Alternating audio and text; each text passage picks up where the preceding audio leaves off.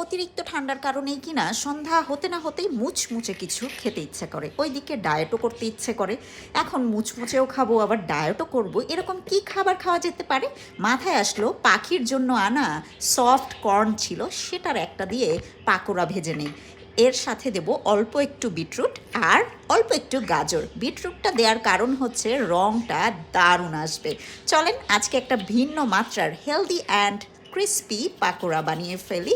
Soft corn এবং গাজর, এরই সাথে অল্প পরিমাণে বিটরুট দিয়ে, আর অল্প একটুখানি মরিচ, কাঁচামরিচ আর অল্প একটু পেঁয়াজ কুচি অ্যাড করে পরিমাণ মতো চালের গুঁড়া এবং কর্নফ্লাওয়ার দিয়ে মেখে নেব। এখন গরম গরম তেলে ভেজে নেব। আমি যেহেতু ডুবো তেলে ভাজবো না, মানে অল্প অল্প শ্যালো অয়েলে ফ্রাই করব, এটা খেতে অনেকটাই হেলদি হবে। যদিও তেলে ভাজা খাবার সবসময় হেলদি হয় না, তারপরও মাঝে মাঝে মুখরোচক তো খেতেই ইচ্ছে করে। তারই মধ্যে কিছুটা হলেও হেলদি ভাবটা বজায় থাকলো। চলেন আমিও খাই, সেই সাথে আমার বাটুল বাবু আর আমার মাকসুদ সাহেবকেও একটু খাইয়ে দেই। এই তো বাটুল বাবু একটু খাচ্ছে, সেই সাথে মাকসুদ সাহেবকেও খাইয়ে